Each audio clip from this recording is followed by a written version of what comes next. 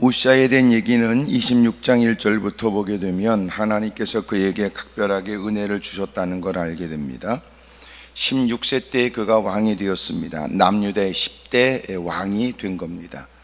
아버지가 왕이었으니 자식이 당연히 왕이 되는 것은 아닌데도 하나님이 은혜를 베풀어 그에게 왕의 자리에 오르도록 은혜를 베풀어 주었습니다. 예루살렘에서 52년간 다스리게 되었던 우시아는 그는 누구보다도 하나님을 잘 섬기려고 애썼던 사람입니다. 초창기는 그랬습니다. 4절에 보면 우시아가 그의 아버지 아마사의 모든 행위대로 여호와 보시기에 정직히 행하며 하나님의 묵시를 밝게 하는 스가랴가 사는 날에 하나님을 찾았고 그가 여호와를 찾을 동안에는 하나님이 형통하게 하셨습니다. 여러분, 그가 하나님이 주시는 은혜로 형통했습니다.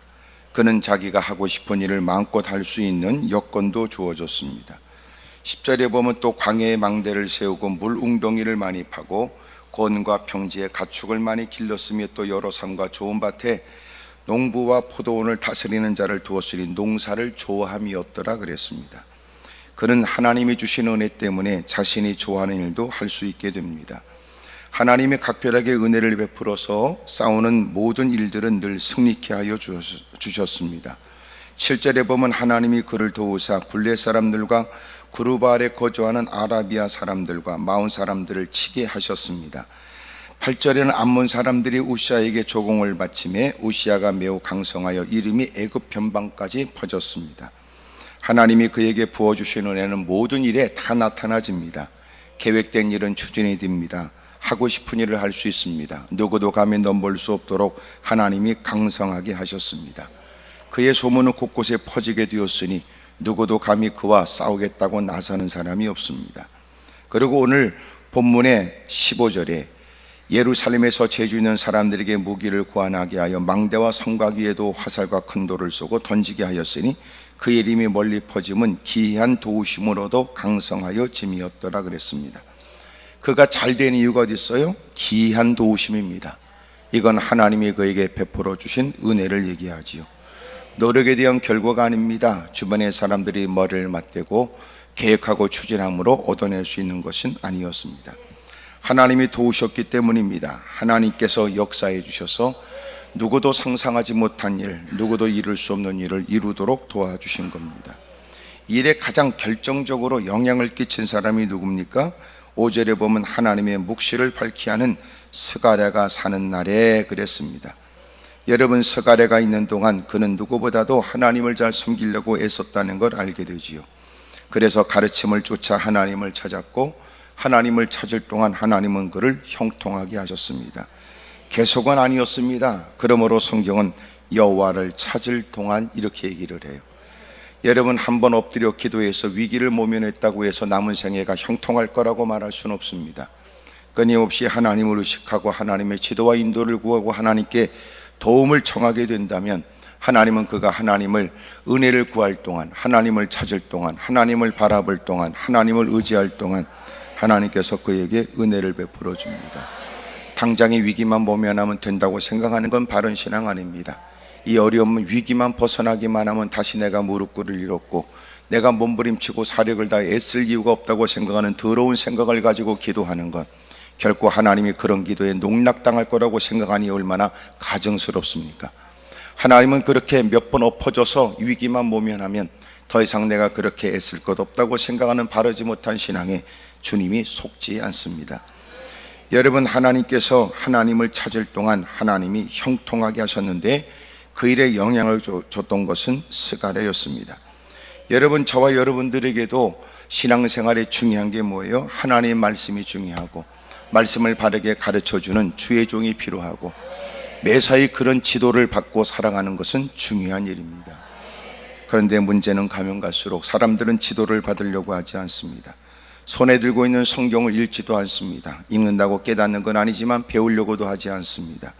그런 일에 누구보다도 엎드려 기도하고 눈물 쏟고 노심차사 부르짖고 기도하는 주의 종의 지도도 받지 않습니다. 돈 몇 푼 생기게 되면 돈으로 무엇인가 내 일을 장담할 수 있다고 착각하기도 합니다.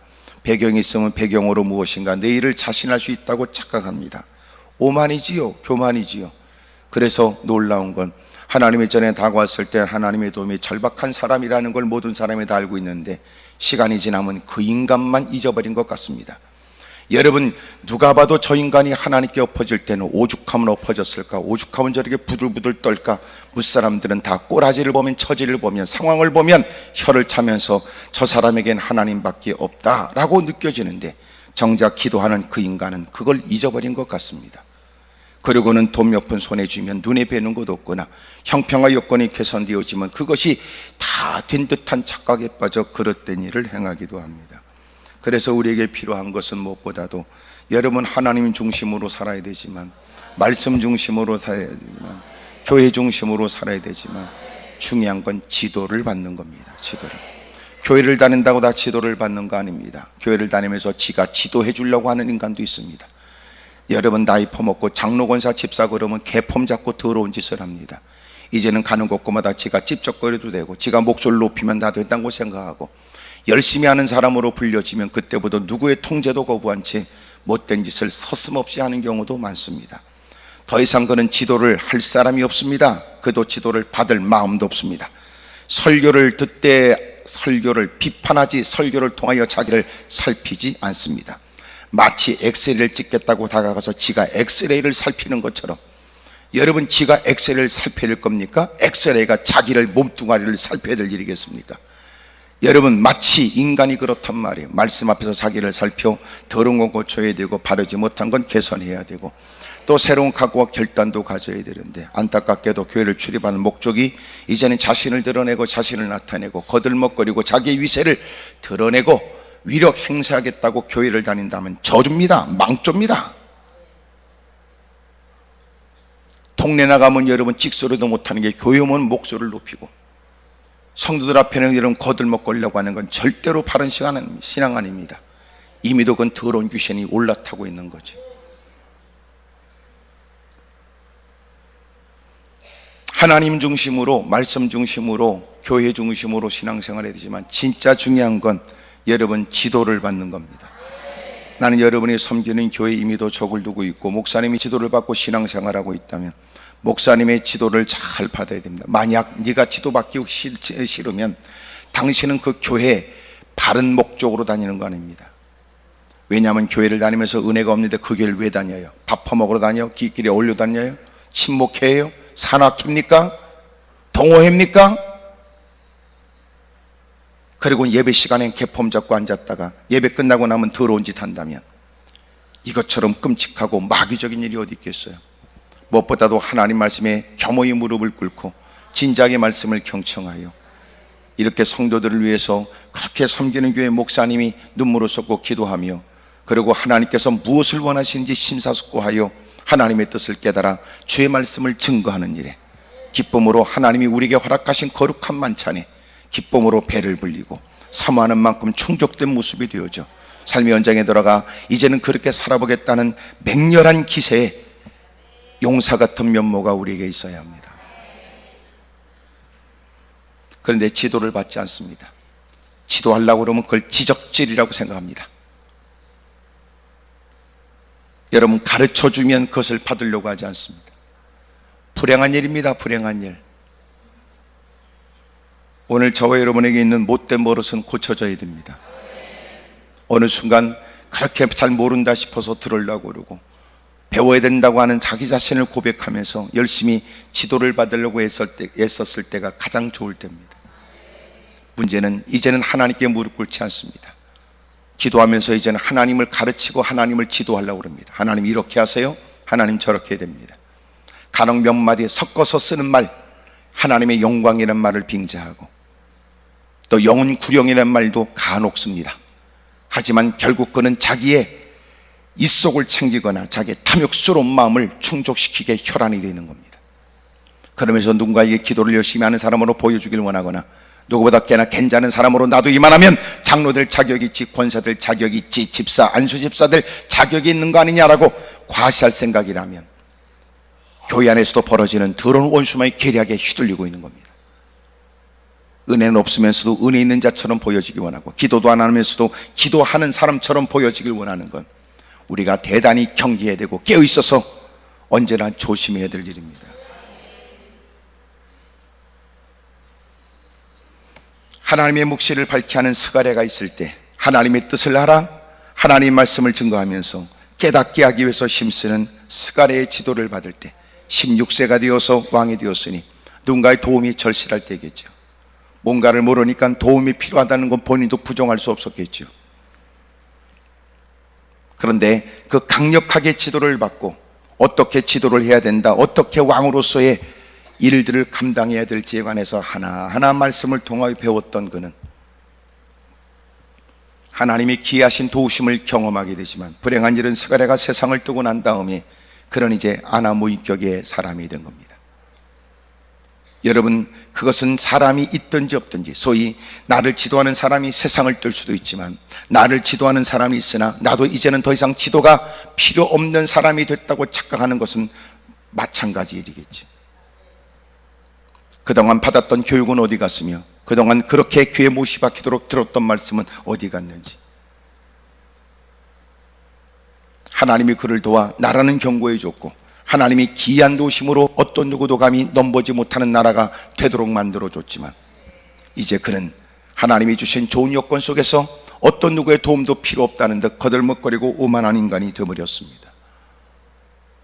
하나님이 우리에게 은혜를 주면 당신은 어떨까요?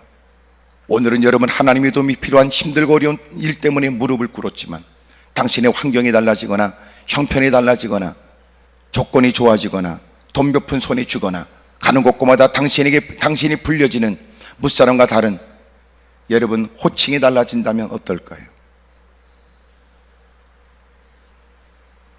나는 여러분이 다양한 모든 문제가 해결되길 원하지만 그러나 그것 때문에 이렇게라도 하나님의 은혜를 사모하는 마음을 잃어버리게 된다면 오히려 당신의 권면하는데 오히려 문제가 해결되지 않는 게 더 좋을 수 있습니다.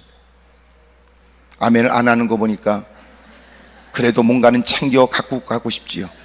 미안하지만 너는 챙겨가고 싶어도 주님이 그래서 주지 않습니다. 자식을 향하는 마음이 자식이 자기 스스로가 원하는 것보다 부모가 자식을 사랑하는 마음이 더 크니까 자식이 그만큼 성장하는 것. 앙칼진 목소리를 질러대도 그 자식이 스스로 자신이 생각하는 것보다 부모가 자식을 사랑하는 마음이 더 크지 않으면 자식 새끼 벨입니다. 불보도 뻔한 일을 방치할 수 없는 부모가 자식의 그릇된 자기의 마음을 표출하는 모습들을 때로는 속상해하면서도 안 되는 건 안 된다고 말할 수밖에 없습니다. 왜냐하면 몇 년 지나면 뻔히 그런 놈도 후회할 걸 뻔히 아는데 몇 년 지나 후회할 걸 뻔히 아는 것을 부모는 그걸 그놈이 깨달을 때까지 기꺼이 자식을 사랑하는 마음으로 철없이 행하는 그 짓거리를 기다리며 가슴에 담아야 됩니다. 참아내야 됩니다. 그게 사랑입니다. 이 자리가 허용된 것도 주님의 은혜고 여전히도 부끄러운 것 투성인 우리가 여전히 기도할 수 있도록 주님이 여전히 유효한 약속으로 기도의 자리를 허용해 주신 것은 하나님의 사랑 때문이지. 당신은 당신 스스로의 다급한 문제 때문에 왔지만 주님이 우리로 하여금 기도의 자리를 허용한 건 우리를 사랑하기 때문입니다. 원하는 바를 얻어내겠다고 악을 쓰지만 그럼에도 불구하고 하나님이 뭐가 부족하겠습니까마는 그래도 그 작은 일에도 주님이 역사하지 않는 거예요. 주님의 능력 문제가 아니라 주님이 철없는 우리를 여전히 사랑하기 때문에 그렇습니다. 필요를 따라 하나님의 사랑을 말하지 말고 오늘도 우리가 다급하게 외치는 기도에 하나님의 조치도 사랑 안에서 이루어지는 일이라는 걸 깨달아야 되지 않겠어요? 옆에 사람하고 다 얘기해 보세요. 우리는 문제를 만난 사람이 아니라 주님의 사랑을 입은 사람입니다. 시작.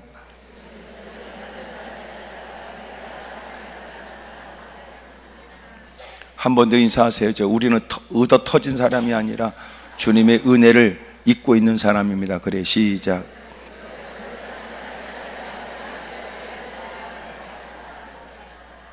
대부분은 지가 터진 것만 생각하지 이렇게 엎어진 것도 주님의 은혜 가운데 허용된 일이라는 걸 모른단 말이에요. 오늘도 읽으면 지가 이러면 씩씩거리고 콧구멍에 덩김을 폭폭 쏟고 올라왔지만 올라올 기력 역시도 주님이 은혜를 베풀어 주심으로 하나님이 주신 은혜로 호흡하고 살아가는 우리가 하나님이 주신 은혜로 올라와 하나님께 맞서겠다고 못된 짓 하는 경우가 있습니다. 여러분은 문제 맞는 사람으로 올라온 게 아니라 하나님의 은혜를 입은 사람으로 이 자리에, 누가 볼 때는 하나님이 너를 사랑하느냐라고 공연히 우리의 마음에 부하가 치밀어 오르도록 도전하지만 그래도 우리는 그럼에도 불구하고 그 하나님의 사랑 때문에 감사해야 될 사람이라. 우리 주변에 누군가 나를 지도해 주는 사람이 있다. 그건 복이에요. 복이.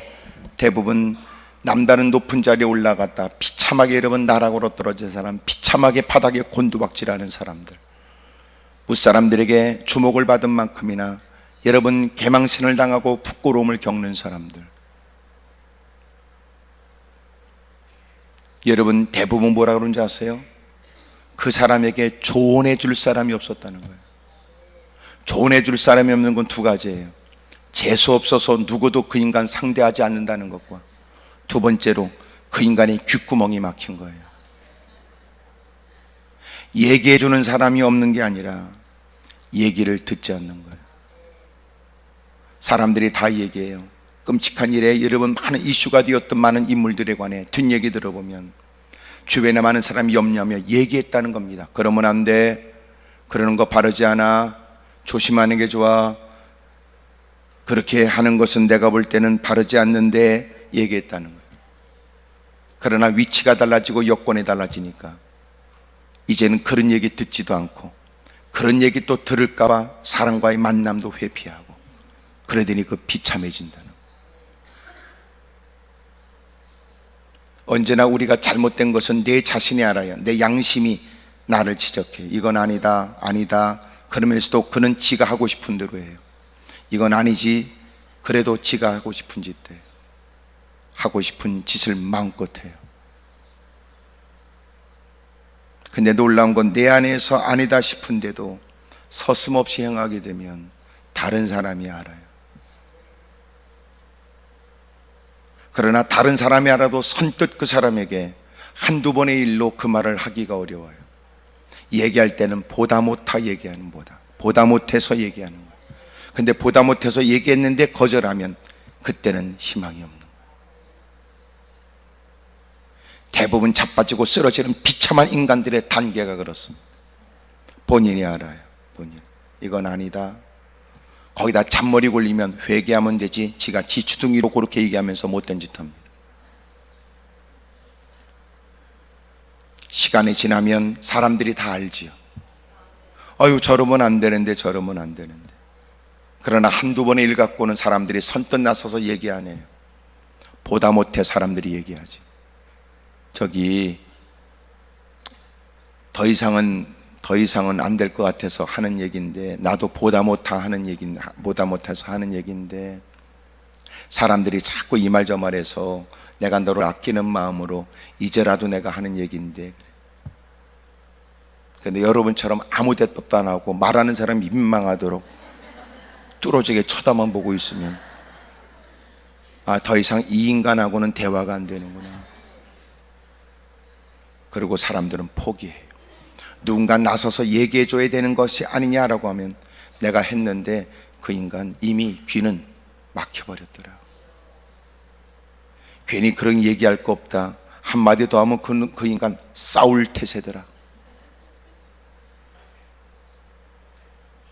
그때 되면 망조밖에 없어요. 망하는 것밖에 없어요. 제가 그런 얘기를 했지만 사람이 들을 수 있다는 건 대단히 중요해요. 서로의 소통의 일들도 듣는 거예요. 믿음의 시작도 듣는 거예요. 집구석이 행복해지는 것도 듣는 거예요. 오늘 여러분 현대인들의 가장 여러분 크나큰 문제를 해결하는 것도 듣는 거예요. 근데 지금 듣는 게 왜 안 될까요? 안 들어요. 우리는 뭐하니까? 우리는 말하려고 하지 들으려고 하잖아요. 집구석의 문제는 누군가 듣겠다 그러면 아이들도 밖에 떠돌아다니지 않아요. 집에 와서 부모한테 다 털어놓지. 근데 부모한테 털어놓을 사람이 없어요. 맞벌이. 두 번째, 지쳐 들어온 부모는 아이에게 귀를 기울이지 않아요. 단 자기 기준에 공부를 잘했냐, 성적이 어떠냐 이것만 따져요. 아이는 얘기하고 싶은 게 많아요. 집에 와서 얘기할 사람이 없어요. 윽박질로 되는 가정 분위기. 아이가 내리는 결론은 지네끼리 어울려서 자기하고 대화가 통하는 애들과 어울려요. 어른들도 마찬가지. 집에 오면 답답해요. 말하고 싶은데 듣겠다는 인간은 없어요.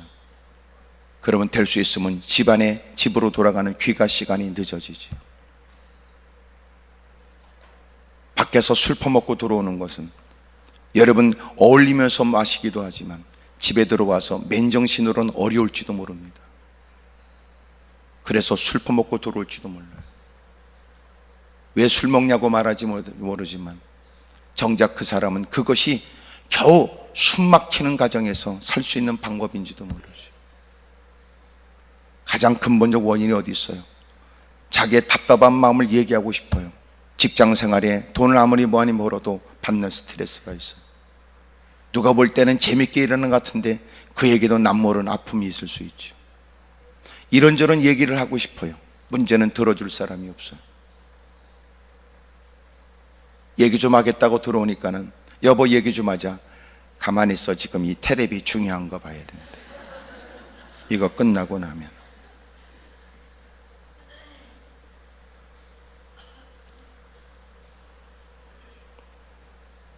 여러분 신앙생활의 시작도 들음으로부터 나와요. 그리스도의 말씀으로 우리의 믿음은 시작되는 거예요. 여러분 교회에서 열심히 충성하지만 충성한 일의 시작이 뭐냐면 듣는 거예요. 뭘 해야 되는지, 언제 해야 되는지, 어떻게 해야 되는지 잘 듣지 않으면 나름대로 땀을 쏟고 불철주에 애썼지만 무슨 관계 있어요? 지 혼자 열심을 냈지만 전혀 시킨 사람은 그런 의도가 아닌데 안 듣는 거예요. 안 듣는 거. 신앙생활에 이상 증상이 어디 있어요? 안 듣는 거예요. 처음에 의도 터지고 별 볼 일 없을 때, 낯선 자리에 와서 앉아있을 때, 낯선 사람들 틈바구니에 끼어 앉아있을 때는 듣는 일에 힘쓰지요. 인간관계 형성이 되고 예배 끝난 밥 두 그릇 퍼먹는 것이 유일한 희망이 되고, 그래도 교회는 안 빠질 수 없으니까 교회는 왔다 갔다 하고, 그래도 여러분 그렇게라도 해야 보이지 않게 체크되어져서 장로나 권사나 안수입사나 해먹을 수 있다고 생각하는 더러운 생각은, 예배는 빠진 적이 없으나 주워 들은 얘기는 없고 끼리끼리 어울리긴 하지만 믿음이 성장하지 않았고, 끼리끼리 어울릴 때는 아는 채는 더럽게 자라고, 거기다 놀라운 건 또 사람이 또 기억력은 있어 성경 몇 구절 암송하면 누구보다도 믿음이 대빵조이고 좋아 보이죠. 사기치는 겁니다. 사기. 결국은 원수마귀가 뒤에서 사주를 하고 끼리끼리 얼려 수군대는 얘기에 휘둘려서 못된 짓 한다면 이단들이 들러붙을 일이고 사이비들과 동행할 일이지. 언제나 저와 여러분들이 잘해야 할 것은 잘 듣는 거예요. 듣는 거예요. 옆에 사람 다 물어봐요. 요새는 그쪽이 말이 많아요, 듣는 일에 힘써요? 물어봐요. 시작.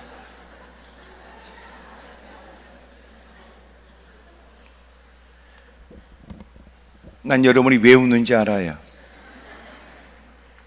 듣는 일에 힘쓰는 게 아니에요. 말이 많아지지. 제일 힘든 게 뭔지 아세요? 말하는 게 아니에요. 듣는 거예요. 너도 나도 말하겠다는 사람이 득실거릴 때 이 시대에 필요한 사람은 듣겠다는 사람이 있었는데 듣는 사람이 없어요. 남달리 교회에서 여러분 장로권사 중직자다, 소위 항존직을 갖고 있다, 교회에서 그래도 교회를 출입한 지 꽤 돼서 누구보다도 하나님을 잘 섬긴다, 하나님을 경험한 사람이다 라고 보여지는 사람이 해야 될 일이 뭔지 아세요? 세상에 상처 있고 누군가를 만나 넋두리 같은 얘기를 하고 싶은데 교회 안에서도 들어줄 사람이 없어요. 장로권자 집사 되면 지시하지요. 이래 저래 이래 저래. 그리고 밑에 있는 사람들은 그걸 보고 배워. 나도 어느 때가 돼야 저렇게 가오 잡고 개폼 잡고 거들먹거리고 악을 쓰고 다 휘둘릴까 이 생각하잖아요.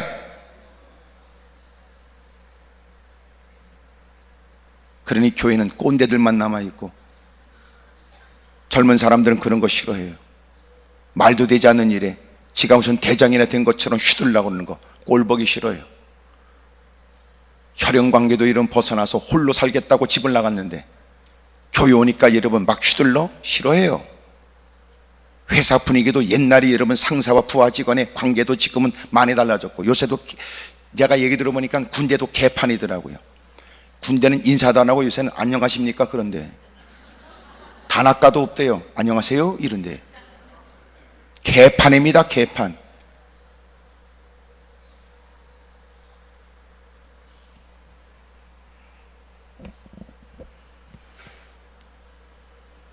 여러분, 교회가 더 달라지지 않으면 교회는 부흥을 기대할 수가 없어요.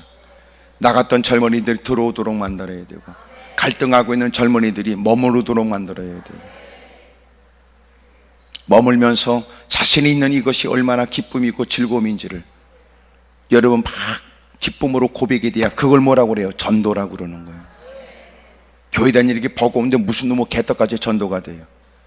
교회 다니는 게 즐거워야 가는 곳마다 말 시키는 사람이 없어도 얘기를 하고, 기회가 주어져 여러분 교회에 대한 얘기가 주어진다면 여러분 거품 물고 얘기하고 있겠지.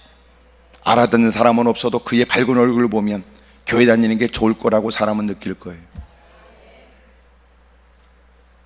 옆에 사람한테 물어봐요. 그쪽은 요새 말은 많은데 무슨 말을 무슨 말을 대부분 하냐고 물어봐요. 시작. 뻔하지 뭐, 남 씹는 얘기, 정치 얘기, 헛소리.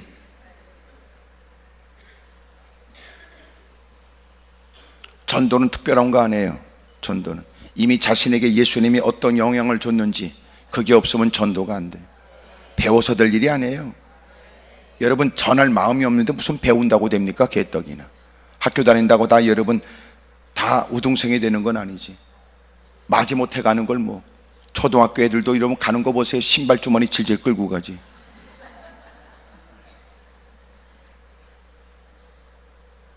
교회 온다고 여러분 다 그렇게 신앙생활이 좋습니까? 웃기는 얘기. 퍼즐로 앉아서 여러분 언제 끝나는가 그거 시계만 수십 번 들여다보다가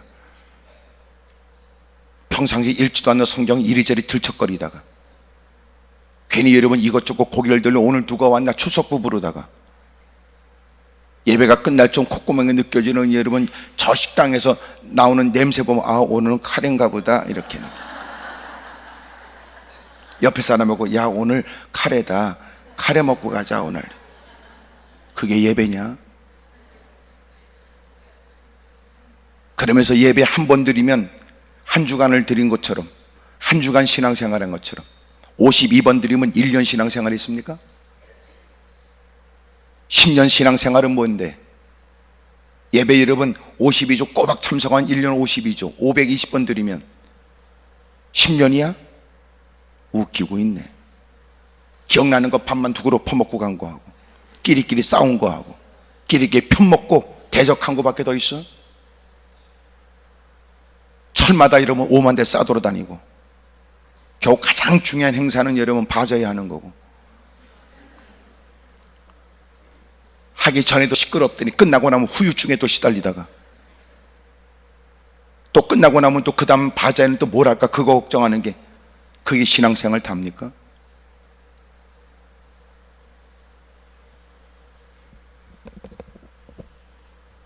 예수님과 무슨 관계 있어요? 전도라도 안 하려면 착하게라도 사세요. 왜 또 아멘을 안 해?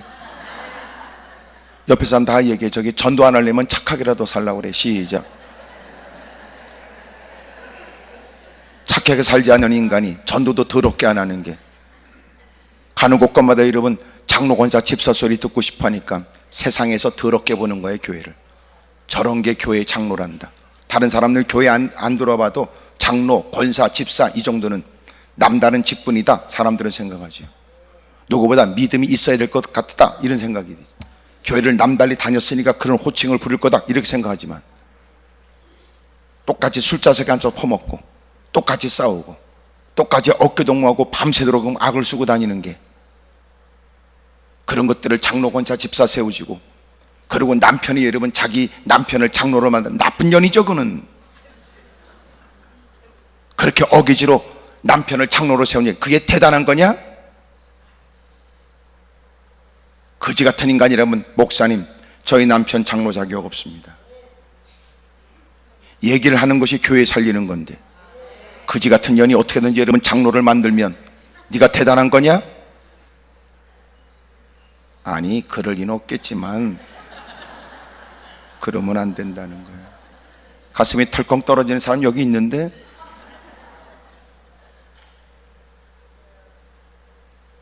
거지 같은 놈의 새끼, 내가 아버지가 장로니까 자식을 장로시켜 대를 이어? 나쁜 놈의 새끼지. 믿음 있는 사람이야 마땅하고 본이 되는 사람이야 당연하지만 거지 같은 간을 그렇게 장로 세워줘서 왜 교회를 장하고 싶어? 대를 이어서 장로니까 거들먹거리고 싶어? 놀란 게 교회 안에 무지무지 많습니다. 열심히 충성해서 하나님이 주는 은혜 때문일 거라고 봤더니 그게 아니고 자기 마누라, 자기 남편, 자기 자식 직분자로 세우기 위해서 거짓거리 한 사람들, 그런 일 많아요. 자기 남편 장로로 세우고 싶은데 뜻대로 되지 않으면 교회 실력 행사하고, 자기 마누라 권사시키고 싶은데 뜻대로 되지 않으면 못된 짓을 해서 나중에는 목사에게 위협적인 존재가 되죠. 이야, 못된 인간들 많습니다. 이렇게 여러분처럼 착한 사람만 있으면 얼마나 좋겠어요. 나도 이 말을 여러분들이 알아들을 수 있을 것 같으니까 나도 하는 얘기지만, 옆에 사람 다 물어봐요. 그쪽 집안은 괜찮지요? 물어봐요. 시작.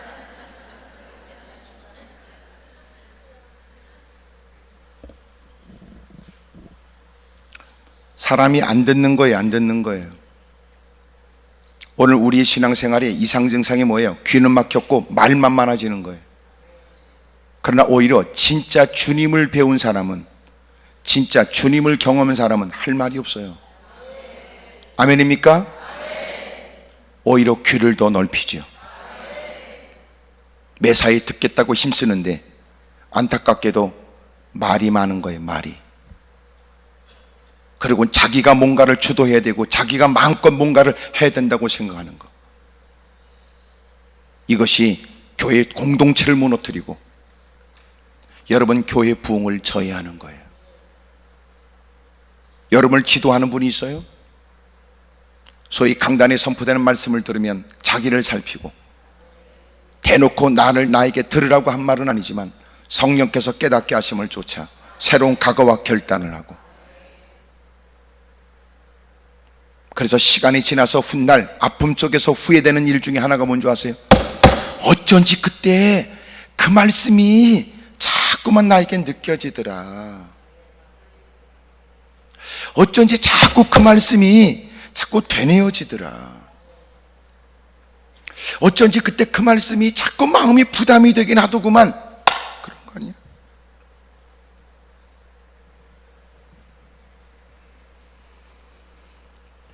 오늘 본문에 보면 하나님께서 그 은혜를 베풀어 어마어마한 여러분 귀한 도우심 속에서 하나님이 강성하게 하셨는데, 그 호시아가 갑자기 16절에 그의 마음이 교만해진 거예요.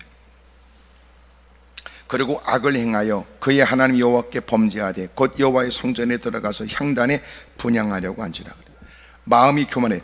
악이 시작되는 시작이 뭐예요? 예? 죄를 범죄하기 시작하는 그 일의 시작이 뭐예요? 어디예요? 예? 마음의 문제예요. 마음에. 그러니까 누군가가 저 사람이 교회를 떠났어 그러면 그냥 교회를 떠난 게 언제 떠났어? 몇 년 몇 월 며칠에 떠났어? 떠난 건 그때 떠났지만 실질적으로 그가 떠난 건 마음이 떠난 거예요. 마음이 떠난 날짜가 떠난 거예요. 그러니까 몸이 떠나기 전에 뭐가 먼저 떠나요? 마음이 떠나요. 우리는 어떤 일을 저지르기 전에 뭐부터 져요? 마음의 죄를 먼저 져요. 그리고 일을 저지르는 거예요. 그래서 우리의 마음은 영과 육이 싸우는 아주 어마어마한 전쟁터예요. 가룟 유다의 마음에 예수팔 생각을 집어넣어 마음을 뺏어가지요. 성령께서 마음 가운데 은혜를 베풀어 어떤 일에도 흔들림이 없는 마음을 쏟는 열심이 있게 하지요. 우리의 마음은 각축장이에요. 끊임없이 날마다 전쟁이 일어나요.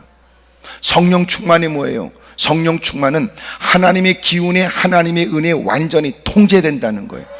그 마음 한구석에 여러분 더럽고 나쁜 마음 있어요, 없어요? 있어요, 있어요. 있으나 성령에 의해서 통제받는 거예요. 마음 가운데 누군가 자극하여 더러운 욕심의 마음이, 시기가, 음욕이, 여러분 정욕적인 마음이 막 일어나려고 막 그래요. 근데 놀라운 건 뚜껑을 딱 덮었어요. 그리고 위에다가 짱돌 하나를 딱 올려놓은 거예요. 그래서 밑에서 막 움직이다가, 우리도 보세요. 뭔가 덜렁거리면 또 자꾸만 흔들고 싶지만 한번 건드렸는데 끄떡도 안 하면요, 그 다음에 건들 마음도 없어요. 이해를 못 하시네? 큰 나무는 가서 쫓아가 흔들 마음이 없어요. 왜요? 흔들어 봐야 안 된다는 건 아니까. 하지만 조그만 묘목은요, 가서 흔듭니다. 하여튼 인간 쏘가지가 더러워요. 못됐어요. 어떤 분이라도 가서 여러분 딱 했는데 딱 느껴지길, 야 이거는 힘으로 밀어도 끄떡도 없겠다 싶으면 건들지 않지만, 딱 느꼈는데 덜렁덜렁하면 계속 흔들어요. 그게 인간이에요.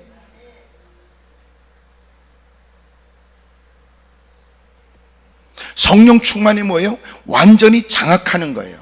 완전히 통제하는 거예요. 그러나 성령 충만의 모습을 잃어버리면, 그 더러운 마음이, 비가 오면 그 푸른 잔디에도 막 잡초들이 막 일어나는 것처럼 막 일어나요. 그러니까 누구도 깨끗하게 저절로 사는 수 있는 사람이 없어요. 교회 안에서도 끊임없이 지속적으로 노력하지 않으면 착해지지 않아요. 교회 안에서도 여전히 더러운 인간들이 여전히 지금도 양성되고 있어요. 왜 그래요? 신앙생활은 본인이 의도적으로 힘써야 돼요. 성령님의 은혜를 구해야 됩니다. 크게 아멘 하십시다. 그렇지 않으면 남달이 목사든 장로든 권사든 집사든 나발이든 관계없어요. 직분을 빙자해서 더러운 짓을 할 가능성이 얼마든지 있어요.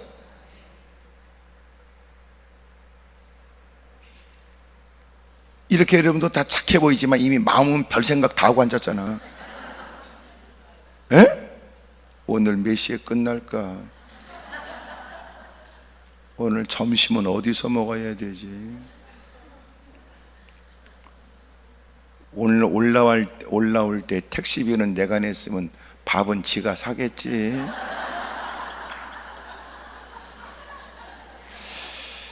그래도 그 인간이 보통 인간이 아니니까 밥을 안 산다 그러면 기도 내서 먹어야지 뭐.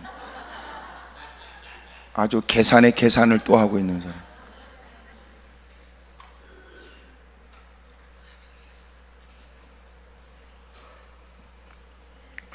여러분, 범죄의 시작은요, 마음이에요. 마음. 그러니까 왜 그 짓거리 했을까? 이미 그의 마음은 이미 변질됐거나 손상된 거예요.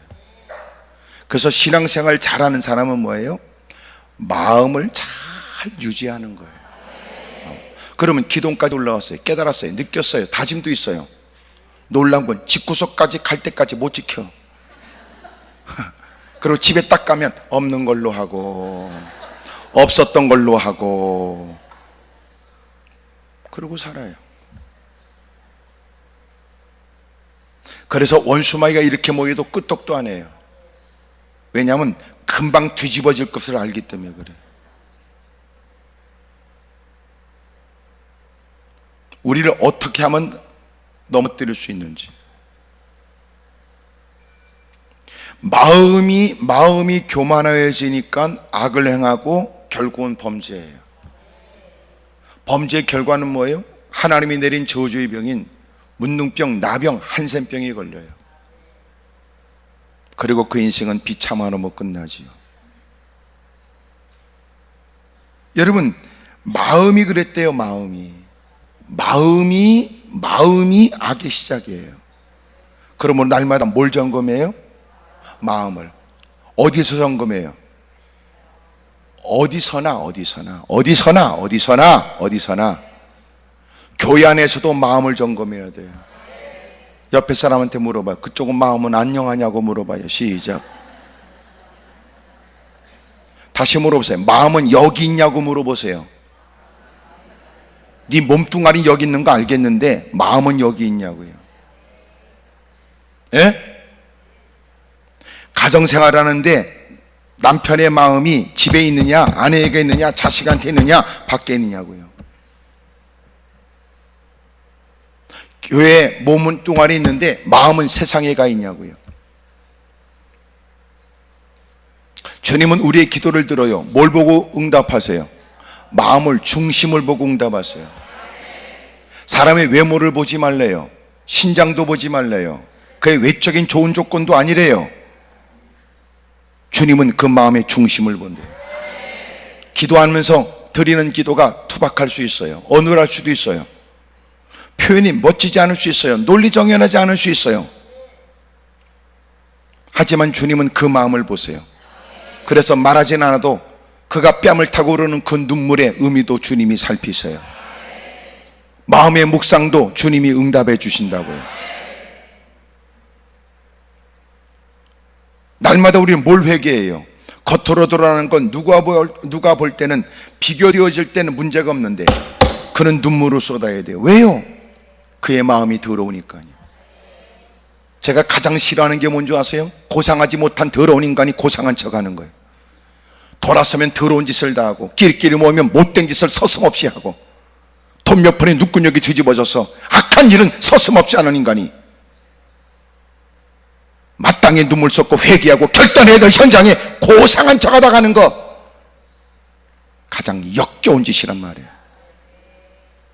세상에서 뭐가 부족할까 싶으나 정작 그는 하나님 앞에 감출 수 없는 자신의 죄를 토설하고 받은 지적 앞에 지체함이 없이 하나님 앞에 결단하고. 지켜보는 사람들은 이해가 안 된다. 아니 저렇게 무사람과 비교되어 착하게 산 사람이, 아니 말씀 앞에서 나도 흘리지 못하는 저 뜨거운 눈물을 흘리는 것은 무슨 연고냐. 받은 바 은혜만큼 더 충성하지 못한 죄송스러움도 있고, 누구의 눈길이 미치지 못하는 곳에서 은밀한 행동이 하나님께 들춰져 회개를 촉구하시는 주의 음성을 들었기 때문일 수 있습니다.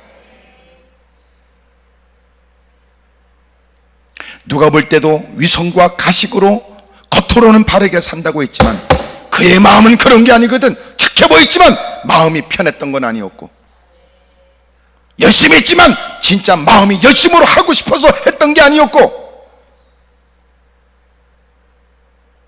하나님이 그 마음을 아니까.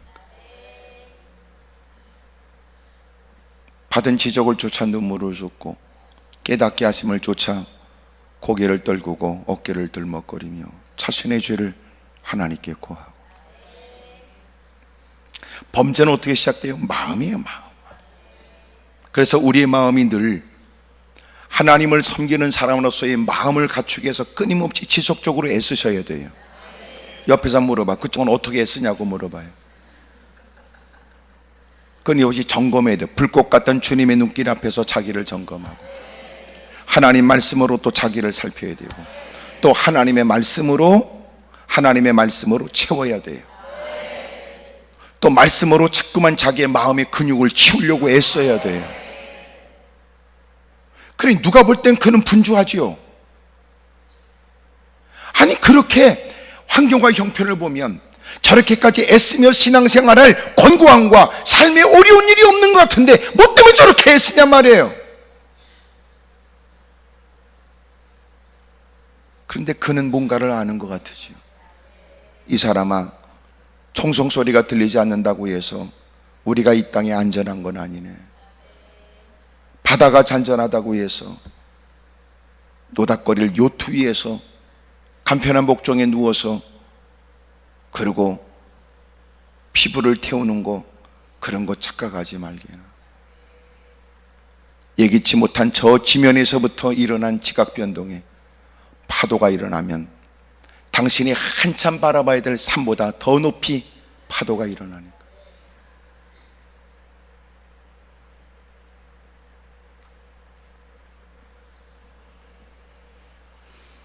언제나 어둠의 세력은 끊임없이 우리 주변을 맴들고 마음이 우울해진다, 마음에 상처가 있다, 성질난다, 기분 나쁘다 등등의 이유로 어둠의 세력이 헤집고 들어와요.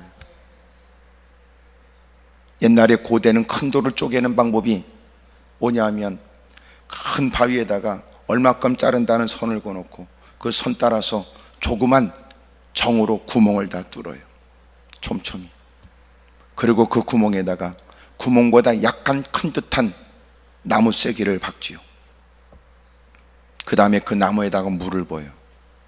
나무는 물을 빨아들이고 부피가 늘어나니까 나무가 쩍 하고 갈라져요. 그러면 약간 큰 것을 박았으니까 여러분 좀 더 벌어진 그곳에다가 더 세게 깊이 박아요. 또 물을 부어요.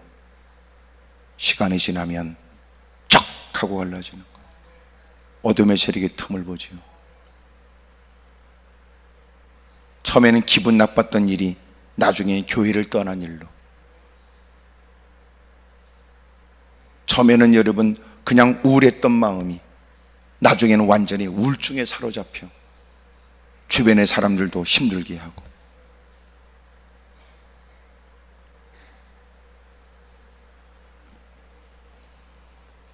마음입니다. 마음. 그래서 언제나 여러분의 마음은 주님의 은혜로 안정적이고 주님이 주는 은혜로 평강이 있고 주님이 주시는 은혜로 기쁨이 있기를 축복합니다. 할렐루야. 근데 놀라운 건 마음이 교만하여 악을 행했고 범죄했는데 뭔가 보세요. 마음이 교만하여 행한 일이 하나님의 성전에 들어가서 향단에 분향하려고 한 거예요. 제가요 놀라운 걸 알았어요. 마음이 교만해지는 가장 그 특징적 요소가 뭐니까 예배에 대한 거예요. 참 놀랍지요. 마음이 교만해지면 나타나지는, 마음이 교만해져서 나타나지는 아주 특징적 못된 짓이 제사와 예배와 관련이 있다고. 벌써 예배 드리는 마음 자세는 여러분이 변하는 여러분이 잘 알지요.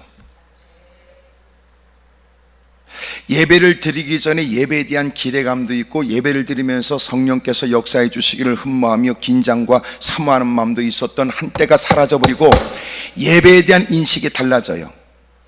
그러니까 예배에 내가 동참자가 되고 예배에 내가 그 일이 자기에게 아주 중요한 일인 것처럼 마음을 쏟았던 사람이 어느 순간 서서히 예배에 자기가 참가자가 돼요.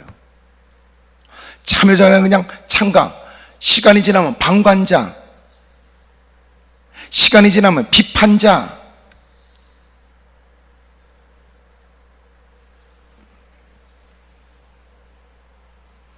사울이 망하게 된 이유 중에 하나가 뭐냐면 사울 왕이 망하게 된 건 제사 때문에 망해요. 블레셋과의 전쟁이 약속된 시간에 사무엘이 오지 않으니까 자기가 드릴 수 없는 제사를 자기가 드려요. 하여튼 죄는요 이렇게 나타나지더라고. 그 마음이 더러워지고 마음이 교만해져서 나타나지는 범죄의 시작이, 범죄 일들이 언제 나타나는 거 보니까 예배와 관련이 있어요. 예배가 아니 당신 말이야, 당신이 드릴 수 없는 제사를 내가 온다고 했으면 오는데 왜 당신은 드렸냐고 말이야. 그러니까 내가 볼 때는 기한이 지나서 온 게 아니고요, 이런 거야. 뭐 오늘까지 온다고 그랬는데 오늘까지 점심때까지 기다려도 안 온 거야. 그러니까 오늘까지 7일째까지 온다고 그랬는데 안 왔으니까 이것은 분명 안 오는 거라고 결단하고 조급한 마음에 자기가 드린 거야. 근데 사무엘은 저녁에 왔어. 아니 당신 지금 뭘 하고 있습니까? 이게 범죄의 시작은 마음이었는데 이 마음이 더럽게 교만해지는 게 언제 드러나는가 보니까 예배 때 드러나는 거예요. 예배와 관련해서. 그들이 하나님께서 말씀하시기를 너는 가서 아말렉을 쳐서 그들을 멸하라고 해라. 내가 지난날 출애굽할 때 이스라엘 백성들이 하나님의 명령을 쫓아 가나안 땅으로 가는 그 후미를 쳤던 그 아말렉 안에서 내가 영원히 그들을 멸할 것이다. 많은 세월이 지났지만 주님은 그 일을 사울 왕에게 명령해요. 그 대신 거기 가서 모든 생명인 것들을 다 죽여버려라. 왕으로부터 모든 것들은 다 죽이고 짐승도 다 죽여라 그랬어요. 왕 아각을 살려요. 살찐 짐승들을 끌고 와요. 사무엘에게 얘기하죠. 당신은 왜 하나님께 범죄했습니까? 그랬더니 이것은 하나님께 제사 드리려고 갖고 왔대요. 제사 드리려고. 자기의 마음의 탐욕을 감추기 위해서 제사를 빙자하는 겁니다. 제사를 드리려고 왔습니다. 하나님이 말씀을 순종하는 것보다 제사를 더 기뻐하겠습니까? 순종이 제사보다 낫지. 그래서 나온 얘기예요.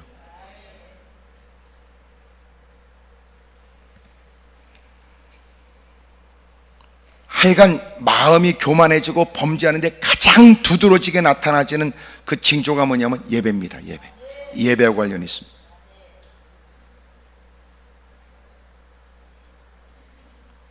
마침내 마음이 나빠지니까 이제는 예배를 안 드리는 건 아니고 지가 드려야 된대.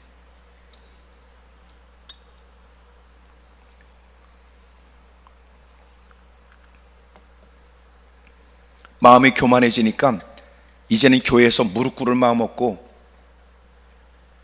제사 드리는 것에 관해서 하나님의 역사를 기다리는 건 난 못하고 이제 내가 해보겠습니다. 지가 하겠대. 불행한 일이죠.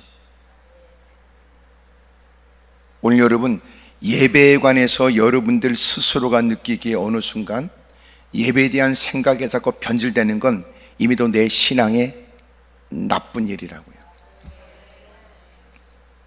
크게 아멘 하십시다. 뭐 예배가 그렇지 뭐 뻔한 거 아니야. 곧다고 얘기하면 당신 대단히 위험한 인간이에요. 뭐 그 예배가 그 예배지 그 예배가 그 예배지 뭐 뻔한 거 아니야 곧다고로. 여러분 표정 보니까 몇 번 써본 것 같은데? 예?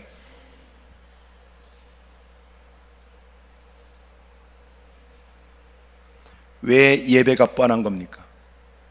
왜 익숙하게 네가 알고 있는 성경도 뻔한 본문입니까? 제가 뭐 그런 설교를 했는데 뻔한 설교가 어디 있어? 뻔한 설교라면 그 뻔한 설교가 너한테는 뻔한 일이야? 개떡이나.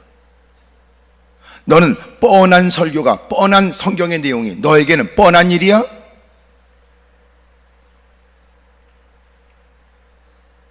그런 싸가지가, 그런 불신이 어디 있어요?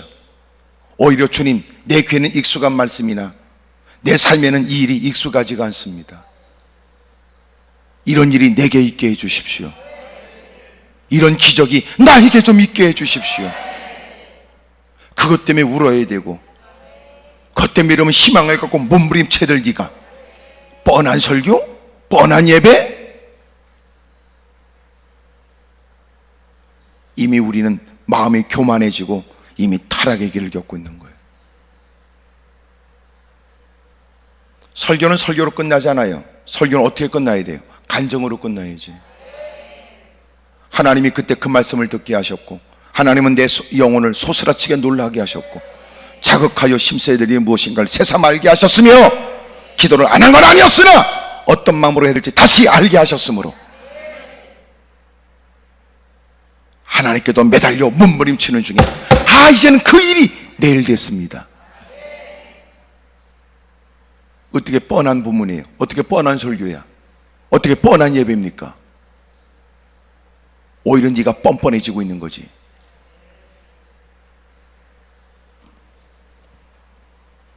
인간이 타락한 데 있어서 시작이 뭐냐면 마음인데 그 마음이 편일되는 것이 뭐냐면 예배에 대한 거예요. 예배에 대한 거.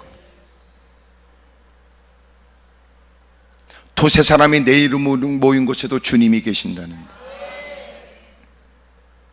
예배를 존중히 여기면 그 예배 가운데 성령께서 각인에게 역사해 주세요. 아멘입니까? 난 여러분이 섬기는 교회 예배를 드릴 때마다 늘 여러분 같은 형식의 때로는 여러분 설교자가 다를 바 없이 늘 담임 목사님이 설교해도, 그러나 그 시간은 그날만 존재하는 하나님이 당신을 위해 예비하신 은혜가 있단 말이에요. 아멘입니까?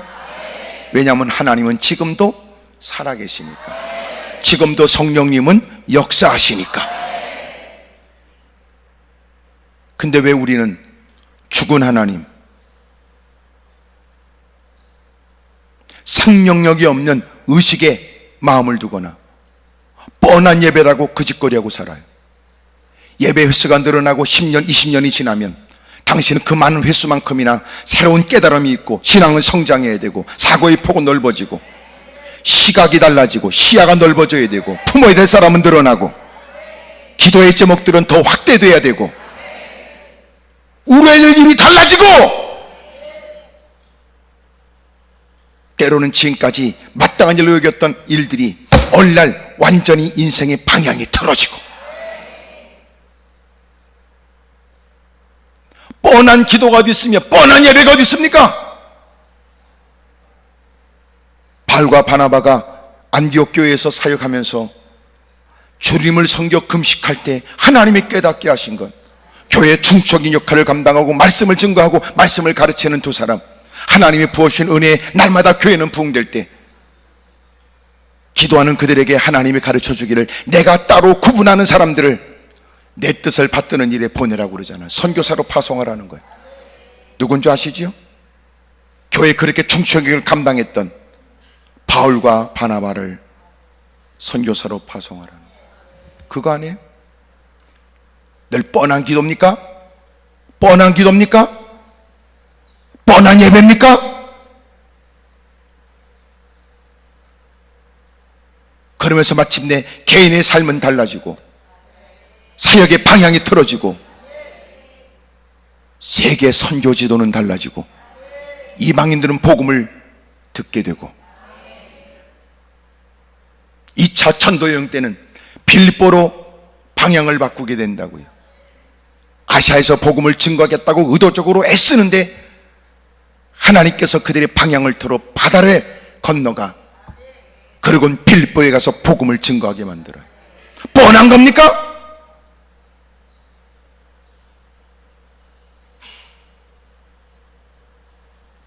우리가 도대체 말하는 성령의 기름 부으심, 성령의 역사, 성령을 소멸치 않는다는 말, 성령을 쫓아 행한다는 말, 무슨 말입니까?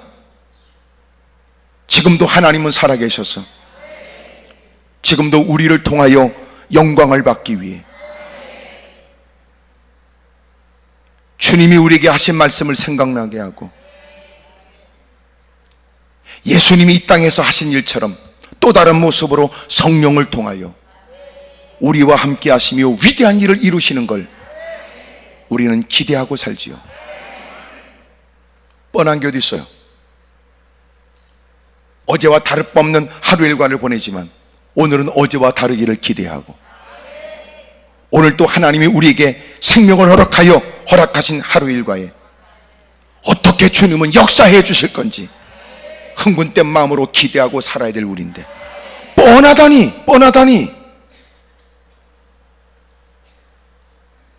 나이가 들어도 나이에 걸맞지 않게 행하시는 위대한 일, 숱한 많은 경험이 있지만 경험으로도 추측하지 못한 새로운 사건들, 하나님은 지금까지 해왔던 모든 지식이 여러분 하나님 앞에 내세울 것이 아니라는 것을 주님은 상상하지 못한 귀한 도우심을 통하여 우리를 부끄럽게도 만들고, 의사로부터 들은 끔찍한 얘기에, 안타까운 얘기에 낙심하고 절망하는 사람에게 그 눈물과 기도가 헛되지 않도록 주님이 역사해 주시는 기적도 우리는 기대하고 사는데, 크게 아멘 하십시다. 옆에 사람 다 물어봐. 요새 우리 너무 멍청하게 사는 거 아닙니까? 물어봐. 에? 생각 없이 멍청하게, 의식 없이.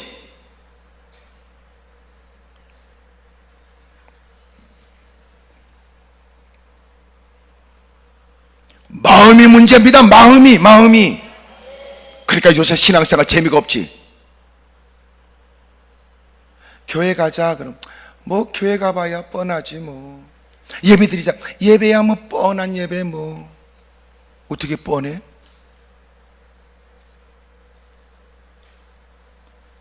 마음이 여러분 믿음이 파손이 일었거나 마음이 무뎌져서 길가가 돼버렸거나 기경해야 될 여러분 끔찍한 마음으로 변질돼 버린 거죠. 여러분 땅을 잘 읽어놓으면 그저 웬만한 애들이라도 나무 하나 팍 꽂으면 꽂혀. 그러나 길가는요 포크레인으로 찍어내야 돼.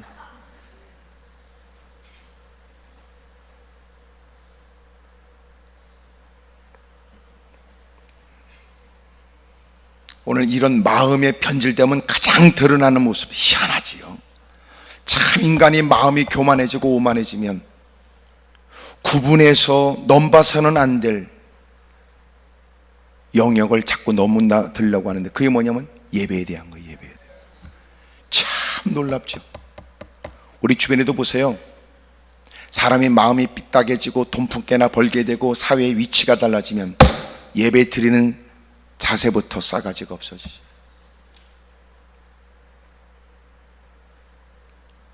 참 못됐지요. 오늘 여러분들이 저를 비롯해서 요새 내가 예배에 대한 의식과 마음 자세가 달라지는 건 대단히 위험 징조예요. 뻔한 게 있어요. 지금도 주님이 우리를 부르셨고 오늘도 주님은 실수하지 않는 주님은 사모하며 눈물을 쏟으며 몸부림치는 그를 마음의 상처를 싸매어주고 막막하게 여기는 내일의 앞길에 관해서 길이 보여지게 하고 힘들고 어려운 곤경에서 주님이 붙들어주는 걸 경험할 뿐만 아니라 실제적으로 역사하시는 걸 영과 육으로 경험하겠죠. 크게 아멘 하십시다. 하나님 지금도 살아계심을 믿습니다. 왜 마음이 교만해지냐면 내가 더 성장해야 되고 내가 문제의식을 느껴도 가꿔진다는 걸 의식이 없으니까 그래요. 무엇보다도 신앙생활에 옛날 얘기만 자꾸 하는 건 당신 지금 신앙생활에 문제 있어요. 오늘도 역사하실 하나님의 은혜에 대한 기대감이 없고 옛날 얘기만 하는 건 반드시 그 문제 있다고요.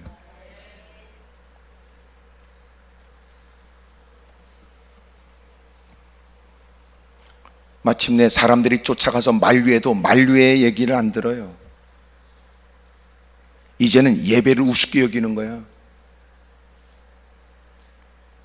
제사장들이 일을 감당하지 못하지만 제사장들이 팔심회에 가서 어찌할 수 없다고 해서 끝나는 게 아니라고요. 하나님이 보고 있지 않았어. 그러니 그에게는 끔찍한 질병에 걸리지. 오늘 여러분 사람이 당신의 고집스러움과 사회적 배경과 교회에서 무리지어서 행동하는 일들에 관해 어떤 누구도 어찌할 수 없다는 것이 당신이 이긴 거 아니야. 결코 하나님은 좌시하지 않으니까. 하나님 나 두려운 마음 갖게 해주세요. 그래서 여러분 교회 생활이 가장 행복하려면 바른 신앙생활은 이런 거예요. 내가 사회적 위치가 나아지고 형편이 좋아져도 여전히 예배드리는 마음은 하나님 오늘도 내가 마땅히 해야 될 일 가르쳐 주십시오. 중요한 일에 목사님 저 위에 기도해 주십시오. 겸허히 무릎 꿇고 안수받고 지도를 받고. 그런데 이게 쉬울까요? 쉽지 않아.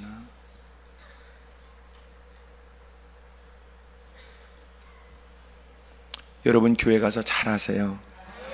아셨죠? 네, 교회 가서 여러분 복은 멀리 있지 않아요. 섬기는 교회를 통하여 하나님이 복을 주고 섬기는 교회 목사님들을 통해서 하나님이 여러분의 응답 준다고. 괜히 이런 밖에서 기웃거리지 말고 외식은 외식이지 집밥이 제일 낫지. 가끔은 나와서 여러분 자극받고 콧구멍에 더 여러분 뭐 바람 쐬고 새롭게 마음 심길전하여 두 주먹 불끈 주고 결단도 하지만 그래도 마지막 해가 뉘뉘 기울이면 다시 집으로 기어 들어가는 거지 뭘 그래. 하나님은 교회를 통하여 죄종을 통하여 역사하세요. 혹시나 우리의 마음 가운데 일어나는 바르지 못한 것, 그래서 자신도 모르게 뭐 뻔하지 제일 위험한 얘기예요. 예? 그런 얘기 하지 마세요. 아멘이지요? 교회에서 뭐 내가 아유 교회가 뭐 그래요 그러면 교회 옮기세요. 교회 옮기면 되지. 하지만 그쪽 교회 옮겨는 똑같아? 너 신앙이 더러운 거야. 그러니까 교회 옮기기 전에 생각해. 정말 내가 이 교회가 문제인지 목사님 문제인지 아니면 내가 문제인지. 만약 이거 살피지 않으면 교회 옮기면 후회밖에 안 남아요. 이 교회 저 교회 전전하게 되면요, 한 번 옮기는 거리 없이 두 번, 세 번, 네 번 막 옮기거든요. 제가 볼 땐 여러분도 눈매를 대충 보면 보통이 아닌 걸 보면 여러분도 여러분 교회니까 여러분을 감당하지 다른 교회 가면 쉽지는 않을 거야.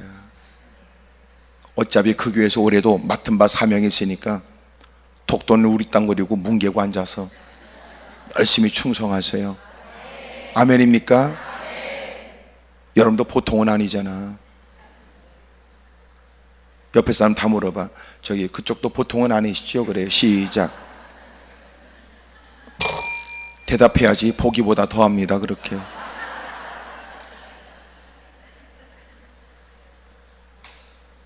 오늘 하나님이 우리에게 물질 주는 거, 하나님이 기이한 역사를 해주는 거 문제 없어요.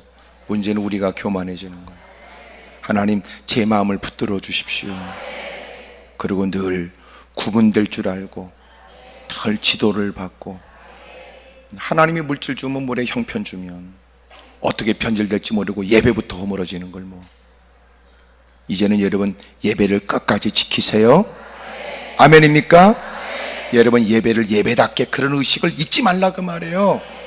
환경과 여건이 나아지고 사람들이 여러분 쫓아다니는 사람이 있다 할지라도 예배 속에서 보여주는 그 모습은 지켜보는 모든 사람들에게도 저분에게 있어서 자신이 갖고 있는 명예나 세상에 불려진 어떤 직책보다도 저분은 저 예배가 저렇게 중요하구나, 저렇게 중요해.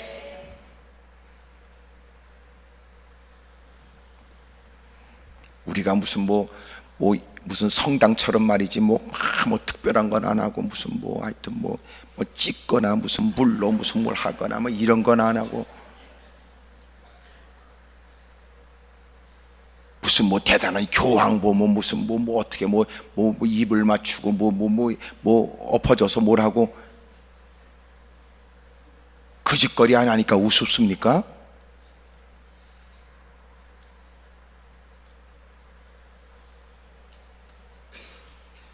그러면 안 돼요. 무릎을 꿇겠습니다. 두 손을 가슴에 얹고.